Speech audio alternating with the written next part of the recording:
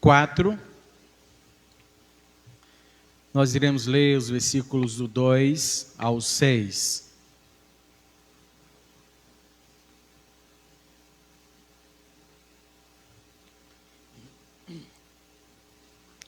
Colossenses, capítulo 4, e os versos do 2 ao 6. Assim diz a palavra do Todo-Poderoso. Perseverai na oração, vigiando com ações de graça. Suplicai ao mesmo tempo também por nós, para que Deus nos abra a porta à palavra, a fim de falarmos do mistério de Cristo, pelo qual também estou algemado, para que eu o manifeste como devo fazer. Portai-vos com sabedoria para com os que são de fora. Aproveitai todas as oportunidades. A vossa palavra seja sempre agradável, temperada com sal, para saberdes como deveis responder a cada um.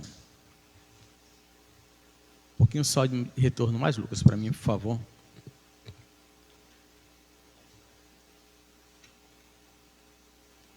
Feche os seus olhos.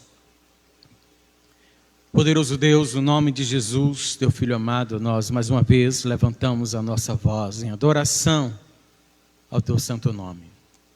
Obrigado pelo dia que nos concedeste, Senhor. Obrigado, meu Deus, por mais uma vez estarmos reunidos na tua casa, porque estivemos nesta manhã estudando a tua palavra.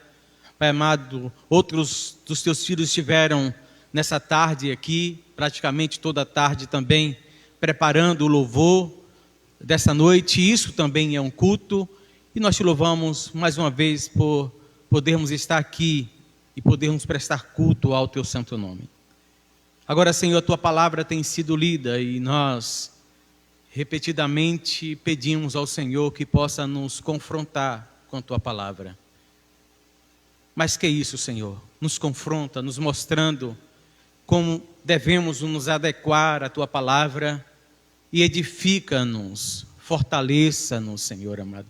Enriquece o nosso coração para que possamos obedecer a tua palavra, seguindo os teus desígnios e glorificando através disso o teu santo nome. Abençoa cada família aqui presente nessa noite. Visita aqueles também, meu Deus, que durante o dia hoje, Pai amado, seguido de 2 domingos de provas no Enem, certamente agora estão cansados, uns que estiveram trabalhando, outros prestando, Pai amado, prova nesse concurso. Que o Senhor possa abençoá-los e revelar a tua vontade para eles neste propósito, e de qualquer forma o teu nome seja glorificado. Que o Senhor possa abençoar cada família aqui representada, e aqueles que não puderam estar aqui nesta noite também sejam alcançados com tua bênção e com tua misericórdia. Nós te pedimos assim, meu Deus, encarecidamente, no nome de Jesus, no nome de Jesus. Meus queridos irmãos, quais são as marcas da verdadeira igreja de Cristo? O que é que caracteriza, ou quais são as coisas que caracterizam a verdadeira identidade da igreja do Senhor Jesus Cristo existente no mundo?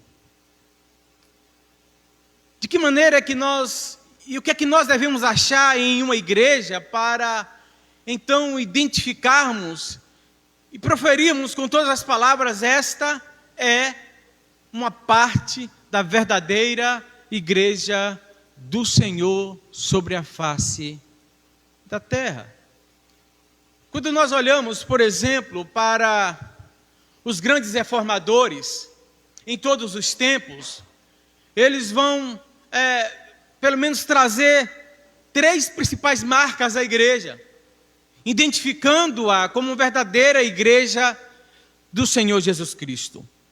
E na história eles chegaram a um consenso e apontaram pelo menos as 3 principais marcas de uma igreja que verdadeiramente é a igreja do Senhor. A primeira justamente reside nesse princípio em que é uma marca indubitável da igreja, a pregação fiel das Escrituras. Uma outra marca que eles chegaram a um consenso na história foi do verdadeiro ofício dos sacramentos. E há uma divergência nos sacramentos, por exemplo, da Igreja Católica que apontam 7 sacramentos, né? E toda a igreja cristã, exceto a católica, vai apontar somente 2 sacramentos, falando do batismo e da ceia do Senhor. Então, uma das marcas da igreja é saber definir e seguir fielmente, conforme as Escrituras, o exercício dos sacramentos, como meios de graça da igreja, porque o batismo revela então esse selo de Jesus, esse simbolismo, esse ato simbólico da morte do velho homem e a geração da nova vida, e então o Senhor confirma que essa pessoa nasceu de novo da água e do Espírito, e isto é simbolizado no batismo. E a ceia do Senhor é justamente esta confirmação da nova aliança de Deus com aqueles que creem no sacrifício de Jesus, e aponta justamente para este sacrifício, para a morte e ressurreição de Jesus, a esperança da igreja. Tanto é que no mandamento para o exercício desse sacramento da ceia do Senhor, a orientação é que enquanto aqui participemos, nós estamos anunciando o sacrifício de Jesus, estamos na expectativa da sua segunda vinda para tomar a sua igreja. Então, é uma das marcas da igreja, o exercício correto e fiel dos sacramentos, como ações, como meios de graça do Senhor para nós. E finalmente, o terceiro princípio, a terceira marca que os grandes reformadores chegam ao consenso e defendem isso, né? É justamente a fiel aplicação das doutrinas espirituais, do ensinamento bíblico. Todas as doutrinas espirituais, todos os exercícios que diz respeito às doutrinas espirituais, as doutrinas da graça, devem ser uma marca, ou deve ser uma marca da verdadeira igreja do Senhor. Mas mesmo assim, diante de tanto consenso, nós entendemos que essas 3 principais marcas, e de fato são as 3 principais marcas, mas nós entendemos que isso não encerra aí, isso não vai à profundidade das marcas da igreja, porque tem tantas outras que, aliás, se aplica nessas aplicações das doutrinas da graça, das doutrinas cristãs, das doutrinas espirituais, e nós entendemos que existem outras marcas, e nós queremos falar de pelo menos mais 3 aqui, que também faz parte dessa identificação da identidade da igreja, dessa indicação da identidade da igreja, dessa marca que mostra verdadeiramente que a igreja é de Jesus, que a igreja pertence ao Senhor, e que a igreja tem essa identidade. E o texto que nós lemos o apóstolo Paulo está escrevendo à igreja, está já encerrando, depois de diversas orientações, ele dá aqui algumas exortações e mostra aí algumas marcas da igreja que são tão importantes quanto as que nós já falamos aqui. E obviamente que nem assim, apontando essas 3 marcas, a gente pode dizer que alcançou a plenitude das marcas da igreja, porque é muito profundo. E somente sendo igreja, somente vivendo a igreja, somente vivendo Cristo, somente se declinando nas Escrituras, e somente quando nós apontamos e vivemos em Cristo, é que nós vamos vivenciando essas marcas e nos identificando como verdadeira igreja do Senhor. E o apóstolo Paulo então vai orientar, depois de falar de como deve ser o comportamento dos nascidos de novo, daqueles que foram gerados em Cristo, daqueles que receberam a vida em Jesus Cristo. Paulo então vai orientar a igreja da centralidade dos princípios cristãos e como deve ser o comportamento daqueles que nasceram de novo, e ele aplica isto à convivência familiar, à convivência na sociedade e à convivência entre patrões e empregados, porque ele vai dar as orientações. Olha, vocês devem demonstrar que são verdadeiramente nascidos de novo como esposos, e como esposos, como é que vocês devem se comportar? Vocês devem se comportar agora diferente do que vocês eram, porque agora vocês são novas criaturas e vocês devem demonstrar isso no comportamento de vocês como esposa, como pais, como filhos, como patrões, como empregados, como cidadãos. E então ele vai encerrar as suas orientações no capítulo 4, justamente falando de algumas implicações e ordens para que a igreja de fato seja reconhecida como igreja do Senhor. E a primeira marca que Paulo nos fala aqui é de uma vida constante de oração. A igreja tem essa identidade e ela sabe que a oração é este meio de graça, em que ela se relaciona com Deus, e que ela então se coloca diante do Senhor, e que fala com Deus, e que se dirige ao Senhor, que conversa com o Senhor, que se relaciona com Deus, e interessado através da oração em saber qual é a vontade de Deus para si. Deus vai orientar, Deus vai conduzir, à medida em que a igreja se interessa pela vontade de Deus verdadeiramente. E a gente olha o texto, então Paulo vai dizer exatamente assim: perseverai na oração, vigilando ou vigiando com ações de graça. Nós falávamos em um desses dias, semana passada, de oração. Todas as vezes que o apóstolo Paulo, principalmente, mas todos eles vão falar de oração, e ele fala em Tessalonicenses, eu acho que foi justamente quinta-feira que nós estávamos falando sobre isso.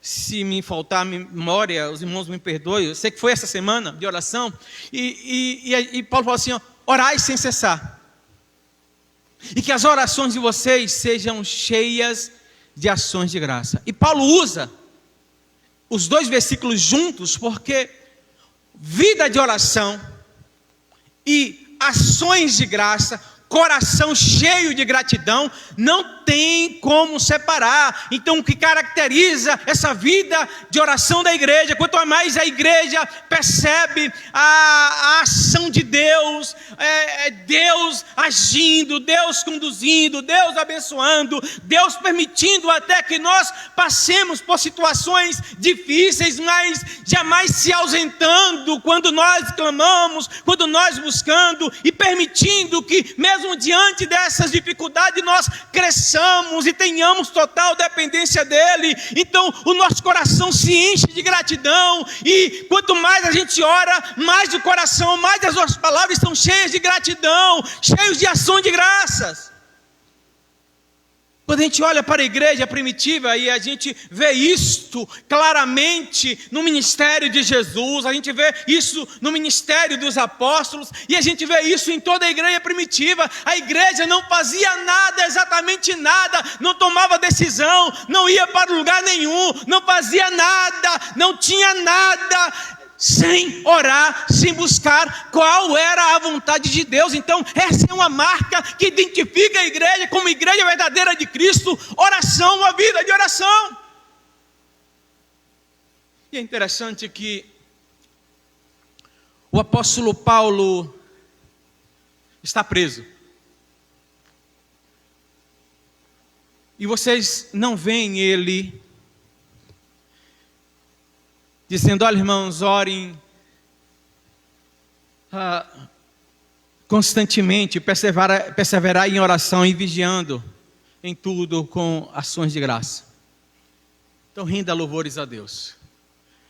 E também suplicai, enquanto vocês estão orando e rendendo graças a Deus, rendam também graças a Deus por mim, que sou prisioneiro, e por meus companheiros que estamos presos por causa da pregação do Evangelho, por causa do ministério que recebemos do Senhor. E olhe que Paulo pede para que a porta, a oportunidade, para que a oportunidade seja nos dada de pregar o Evangelho. Ele não pede para que os irmãos orem para que as portas da cadeia saiam ou abram e eles saiam, mas que mesmo ali os irmãos possam dar graças a Deus. E mais tarde ele vai dizer, ainda neste capítulo, que ele está preocupado com os irmãos, e para os irmãos não se entristecerem e ficarem preocupados, ele está enviando algumas pessoas ali, e esses irmãos, principalmente Tíquico, vai dar informação para acalmar o coração dos irmãos, e vai dizer o estado, como é que Paulo está, e Paulo vai orientar aqui, orem, continue orando, persevere em oração, não desista de orar, porque esse é um meio de graça, e nós nos fortalecemos no Senhor, e Ele nos conduz, e Ele revela a sua vontade, e Ele faz a sua vontade, Ele age no meio do seu povo, quando nós oramos. E eu chamo a atenção novamente, irmãos, para o ministério de Jesus. Se tinha uma pessoa, se existe uma pessoa que não precisava orar, esse era Jesus. Vocês acham que Jesus precisava orar? Mas Jesus não faz nada, exatamente nada, sem orar ao Pai e sem manter essa comunhão com o Senhor. Ele inicia o seu ministério com oração. Ele escolhe os seus discípulos com oração.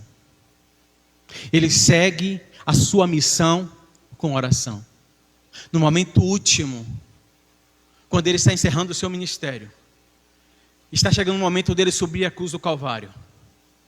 Ele vai para a intimidade, para a oração com o Pai. E ele diz: olha, Pai, e orando por nós também, se possível, passe de mim esse cálice. Ele ora, e Deus nada lhe responde. Ele ora, e Deus nada lhe fala, até que ele fala, e ele retoma de novo a vontade de Deus, a vontade do Pai. Pai, se não é possível que isso passe de mim, cumpra-se em mim a tua vontade. E lá na cruz do Calvário, novamente ele orou, por mim e por você, dizendo assim: Pai, em tuas mãos eu entrego meu espírito. Pai, perdoa-lhes, porque eles não sabem o que fazem. Quando a gente olha para a igreja primitiva e os apóstolos, da mesma forma, eles não dão um passo sem saber qual é a vontade de Deus. E Deus falava, Deus orientava, Deus mostrava o caminho, Deus revelava a sua vontade, e a igreja avançava constantemente, mesmo diante de coisas que eram totalmente contrárias para o crescimento da igreja, mesmo diante de tanta perseguição, mesmo diante de tantos levantes, mesmo diante de tantos problemas que aliás surgiam dentro da igreja. A igreja vai orar e Deus conduz em nada para o avanço da igreja. Então nós precisamos nos identificar com esse princípio, com essa marca: oração diante de Deus. Diante de Deus. Outra marca que Paulo vai mostrar aqui, uma marca da igreja, que aliás está entrelaçada, impossível de separar, é justamente a outra marca: oração, não somente para que Deus atenda às nossas necessidades. Aliás, a gente não vê Paulo pedindo isso aqui. A oração não para que Deus nos livre da morte, Pastor, você está dizendo que eu não devo orar assim? Deve. Você deve buscar os seus sonhos, deve apresentar diante do Senhor. Mas a oração tem que, sobretudo, de acordo com o apóstolo Paulo, buscar qual seja a vontade de Deus para nós. E ele diz assim, olha, orai, perseverai na oração, vigiando com ações de graça. Suplicai ao mesmo tempo. A oração de vocês deve ser cheia de ação de graça, cheia de gratidão. Mas vocês também devem suplicar ao mesmo tempo por nós, ele e os seus companheiros na evangelização, que estavam ali presos com ele, que estavam pregando o evangelho com ele, para que Deus nos abra a porta à palavra, a fim de falarmos do ministério de Cristo, pelo qual também estou algemado, para que eu manifeste como devo fazer. Portai-vos com sabedoria para com aqueles que são de fora e aproveitai as oportunidades. Então essa marca inseparável da oração que a igreja também deve ter é o comprometimento com a evangelização, com a pregação do evangelho. Então Paulo fala, olha irmãos, orem constantemente, com toda a oração, cheios de gratidão, dando ações, rendendo graças a Deus por todas as coisas.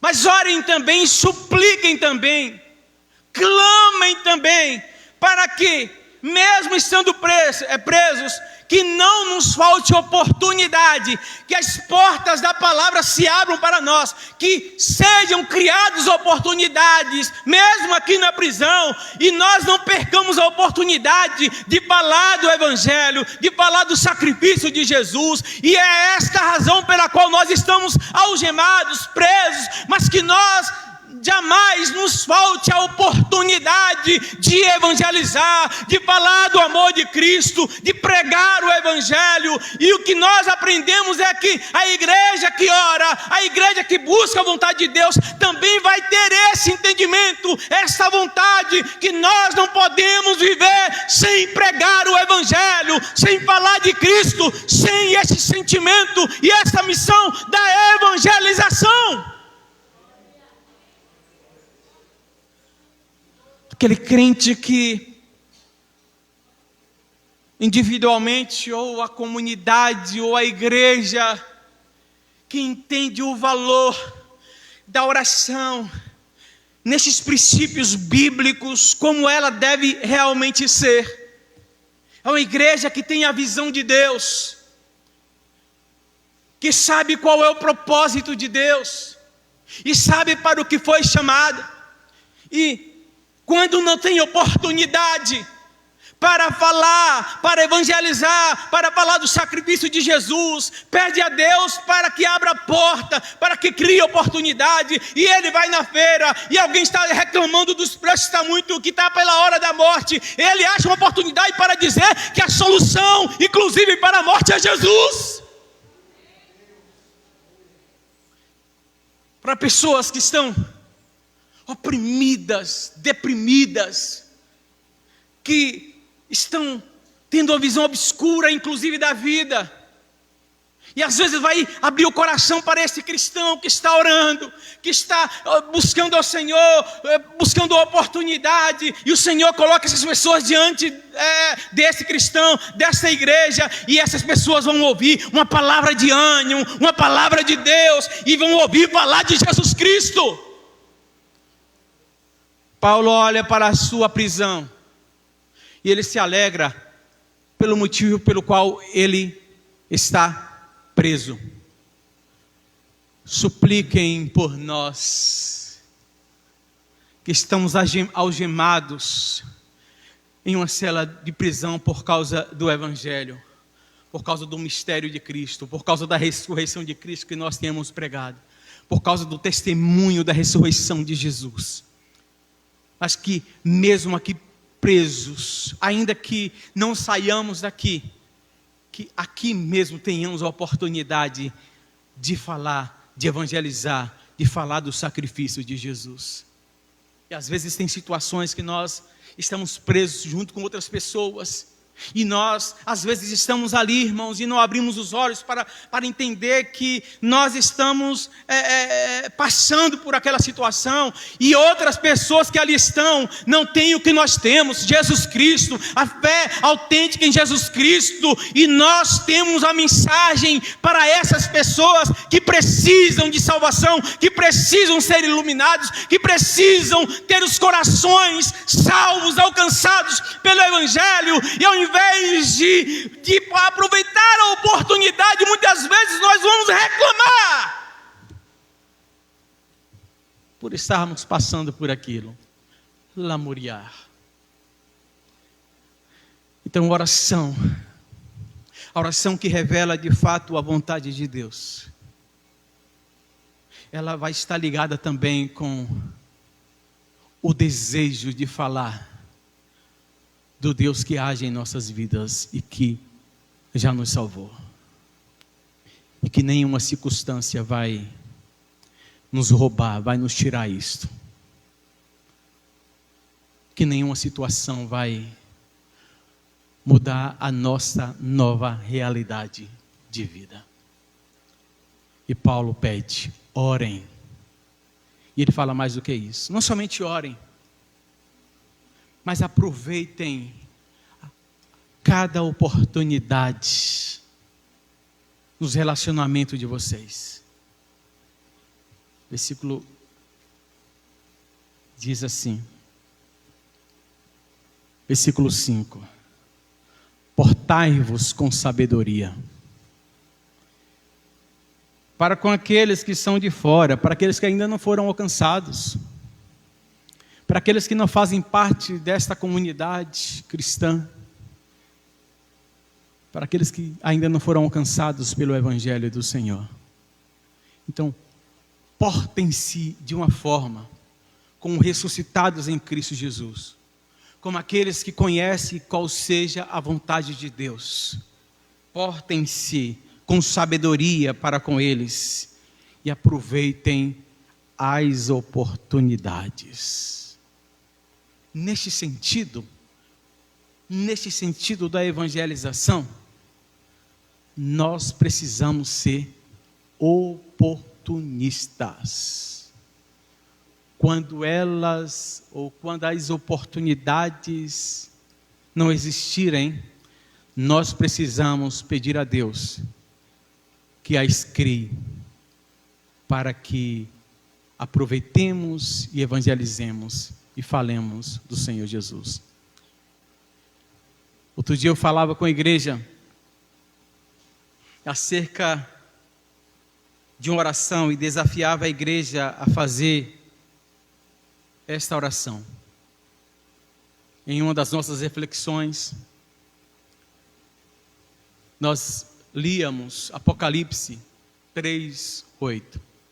O Senhor falando com a igreja é o seguinte: olha, eu tenho visto a tua pouca fé, ou melhor, a tua pouca força, e você não se envergonhou do meu nome. Eu porei uma porta aberta diante de você e ninguém poderá fechar. E a gente, nessa reflexão, a gente logo pensa em quantas vezes nós pedimos Deus para abrir portas em nossa vida. De novo, não é errado fazer isso. E nós oramos, e quando as coisas estão fechadas, quando o emprego está faltando, quando a saúde não está 100%, né? Quando o casamento também está meio travado as coisas lá, quando nossos relacionamentos interpessoais ou com os nossos filhos, quando lá no emprego também a coisa está pesada, a gente começa a orar para que Deus abra as portas, para que Deus mude aquela situação, para que Deus levante alguém, para que seja porta em nossa vida. E o desafio naquela manhã na nossa reflexão foi: Deus, muito obrigado por todas as portas abertas que o Senhor tem colocado em minha vida, inclusive pessoas que têm sido porta do Senhor na minha vida, Senhor. Mas o desafio, o Espírito Santo que me desafiava naquela manhã era para que eu orasse dessa maneira: Senhor, faça de mim uma porta aberta na vida de alguém. E nós precisamos entender que nós, na evangelização principalmente, somos porta de Deus na vida de alguém.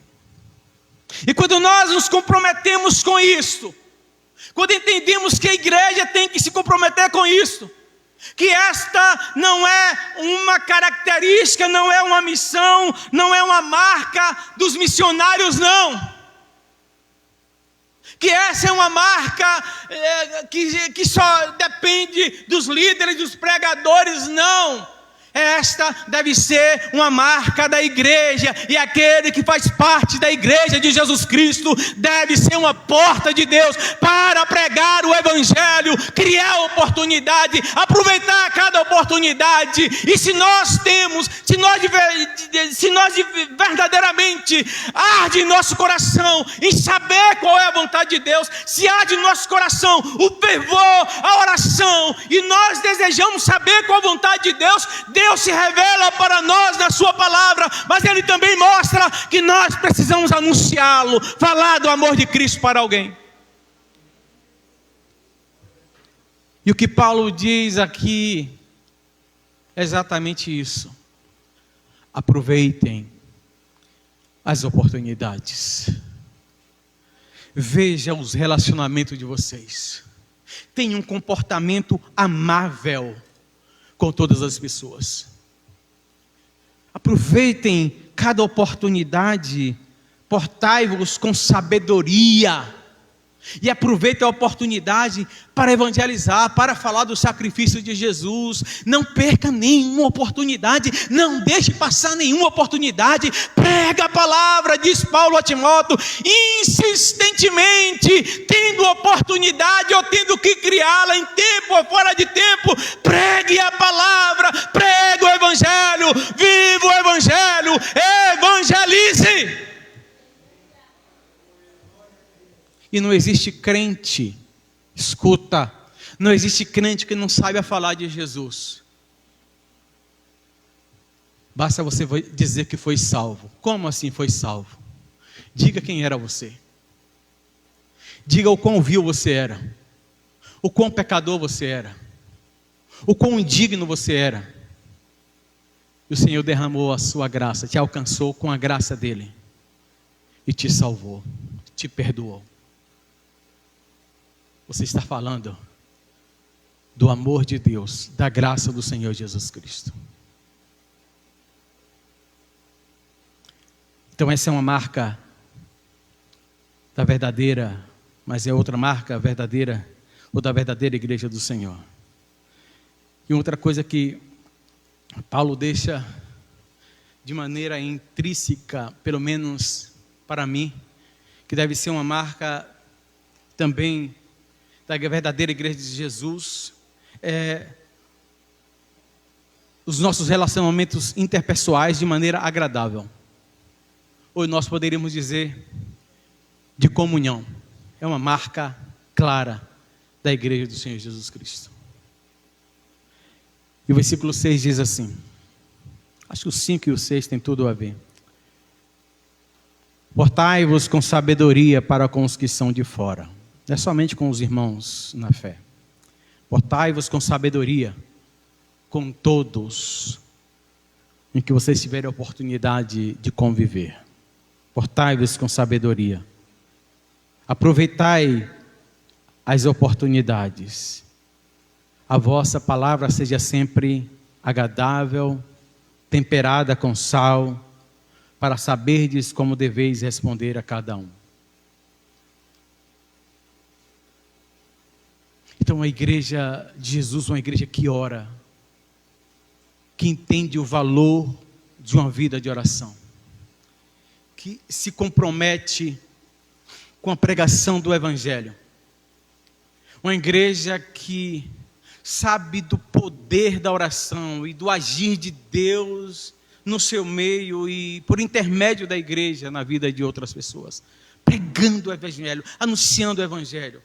A igreja também precisa entender que este lugar, né, a igreja, e quem é a igreja? Não somente a junção, não somente o ajuntamento aqui neste templo, né, mas cada partícula, cada membro dessa igreja deve ser também um lugar de cura, um lugar agradável, uma pessoa agradável, uma pessoa que traz cura para as emoções humanas, uma pessoa que tem um trato porque sabe exatamente aquilo que recebeu de Deus, sabe exatamente o amor que recebeu da parte do Senhor, sabe como foi que o Senhor nos tratou, nos recebeu, apesar de nós.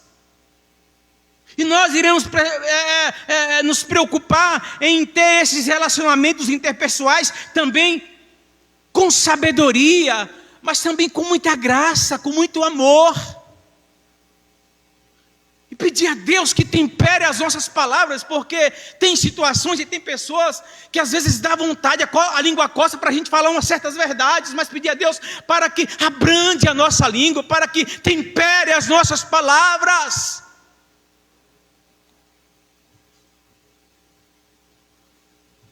Embora aquela pessoa mereça ouvir umas boas verdades, que nós não deixemos de dizê-las, mas com sabedoria e com a mesma graça que eu recebi do Senhor.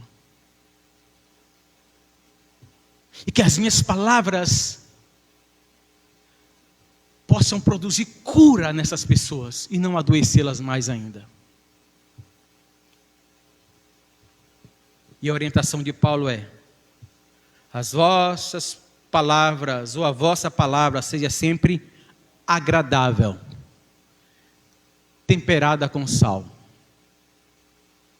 para vocês saberem responder, ou como responder a cada um. Tinha um personagem, eu acho que era, aquele programa era Zorra Total, e alguém fazia uma pergunta e ele...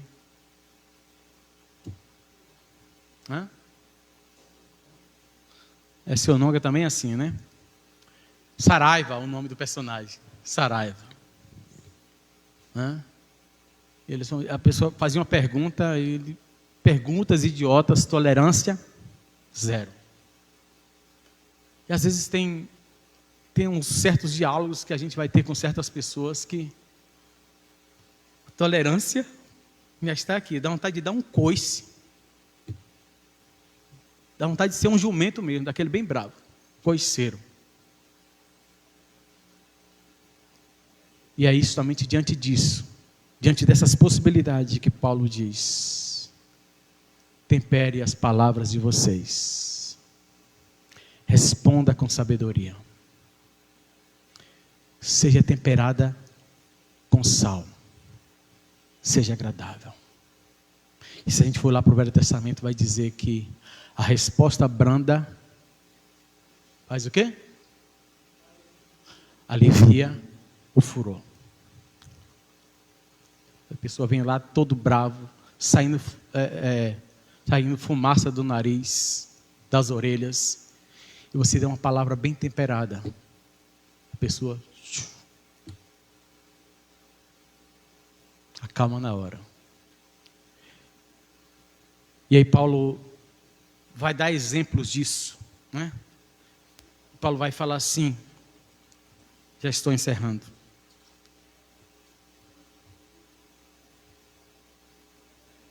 Meus irmãos, quanto à minha situação, olhe só, a leveza com que Paulo está falando isto,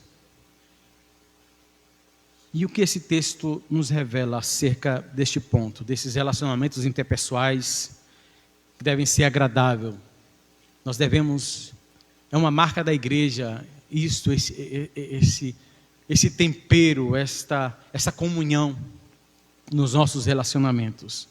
Quanto à minha situação, Tíquico, irmão amado, e fiel ministro e conservo no Senhor, de tudo vos informará.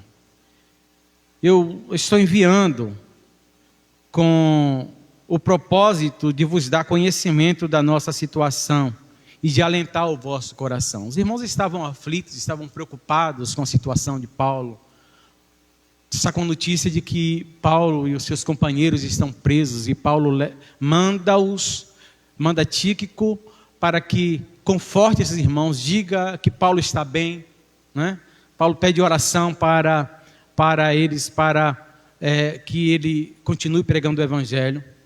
E Paulo então vai dizer que Tíquico, esse irmão amado, eu estou abrindo mão desse irmão amado, que é o meu companheiro, que está aqui me consolando, mas eu estou abrindo mão dele para que ele esteja com vocês, para que console vocês também, para que dê uma palavra de conforto a vocês. E em sua companhia eu envio Onésimo, o fiel, amado irmão, que é do vosso meio.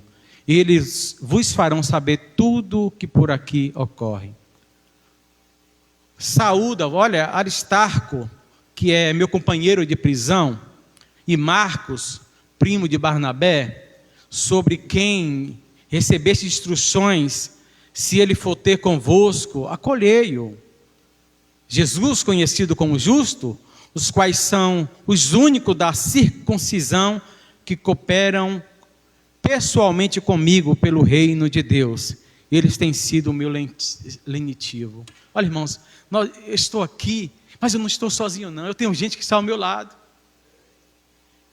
E quando Paulo está falando desses relacionamentos interpessoais, olha só, ele fala, olha, Marcos, quem é Marcos? Aquele lá que foi a briga de Paulo, a causa da briga de Paulo, a discussão de Paulo com Barnabé. Parente de Barnabé, e aqui diz que era primo de Barnabé. E Paulo orienta para que Marcos seja trazido, agora está dizendo, olha, quando Marcos for ter com vocês já forem orientados, trate-o bem. Então percebe que essa ternura, essas desavenças devem ser resolvidas no meio do povo de Deus. Paulo já tinha resolvido o entrevero dele com Marcos, João Marcos. E agora está orientando a igreja para que eles vivam cordialmente, vivam essa comunhão, que sejam amáveis uns com os outros, com os que estão de fora, porque essa é uma marca da igreja. Agora está dizendo, olha, agora trate bem esses que eu estou enviando, inclusive Marcos, que me é útil, que está aqui comigo, que é meu companheiro, que são meu lenitivo, que tem me apoiado. Por mais que exista muitas vezes desentendimentos entre nós, eles precisam ser curados no meio das nossas relações. Essa é uma marca da igreja. Lugar de cura, irmãos. Tem um texto de Provérbios para encerrar. Eu não vou me lembrar agora a referência, porque me veio a lembrança desse texto agora. Senão eu tinha colocado aqui. Como o ferro que afia o ferro. É nos relacionamentos, e esse é um texto de um livro, está não lembro se Provérbios ou Eclesiastes, acho que é Provérbios, e existe um livro com esse título, Como o ferro que afia o ferro, que vai falar dos nossos relacionamentos interpessoais. E a primeira versão desse livro é uma enxada e uma lima de amolar a enxada, que é um ferro também, e vai passando, então o ferro que passa no ferro e vai afiando a enxada. Em outra, essa nova versão que eu tenho é um apontador e um lápis, né? Quanto mais o apontador vai comendo, mais o lápis vai ficando com a ponta ideal. Então, nos nossos relacionamentos interpessoais, e esse livro fala sobre mentoria, né? A gente aproveitar os relacionamentos para crescer. E nos nossos relacionamentos interpessoais, às vezes, um vai ser lima e outro vai ser enxada. Um vai ser o apontador e o outro vai ser o lápis. E às vezes troca. Mas um complementa o outro. Nós vamos aprender uns com os outros. E às vezes, nesses relacionamentos, existem atritos. Às vezes, nesses relacionamentos, existem desentendimentos. O que a gente precisa é saber lidar com eles com sabedoria e com doçura nas palavras. Saber lidar com as fraquezas uns dos outros. Esta é uma marca que identifica a igreja de Cristo, em que mesmo nos relacionamentos em que existem, às vezes, desavenças, desentendimentos, visões diferentes, mesmo assim, existe cura emocional, espiritual, e nós crescemos uns com os outros. Mas para tanto a gente tem que começar a viver mais uma vida de oração. E saber o propósito pelo qual nós existimos e somos chamados e somos salvos. A evangelização, a pregação. E quando entendemos isto, nós iremos aprender também o desafio de nos afinar, de nos estreitar os relacionamentos, de ajudar mutualmente uns aos outros, de ter sabedoria para lidar com o outro e com as diferenças que existem entre nós, e possamos então, diante das diferenças, nos juntar ao redor da cruz, porque aí está tudo que é comum para todos os crentes. E o Senhor nos ensinou como viver assim. E todas as vezes que nós somos tendenciosos à vingança, a nossa natureza pecaminosa nos leva a isso, a guardar mágoa, a ressentimento, a nos vingar, a pagar com a mesma moeda. Todas as vezes que nós lembrarmos disso, lembremos como foi que Cristo nos tratou, apesar de sermos quem somos. E pedir a Ele que adoce as nossas palavras. E quando a gente fala adoçar as nossas palavras, não é ser lisonjeio, não. Não é passar por cima e ignorar as faltas uns dos outros, não. É aprender a lidar com elas. E ser instrumento de Deus, como o ferro que afia o ferro. Coloquemos em pé em nome de Jesus.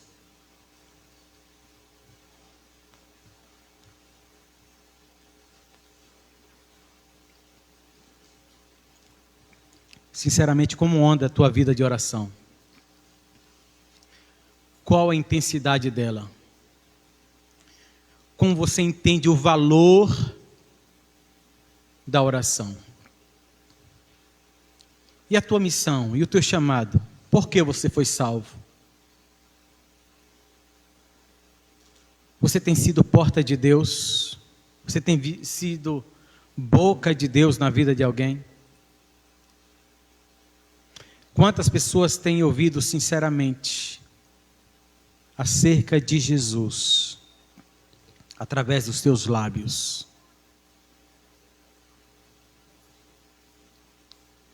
Senhor Deus e Pai,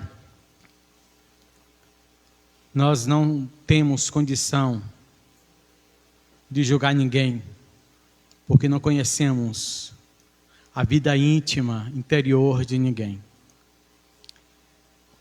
Mas nós estamos totalmente, meu Deus, diante da Tua palavra e despidos de nós mesmos.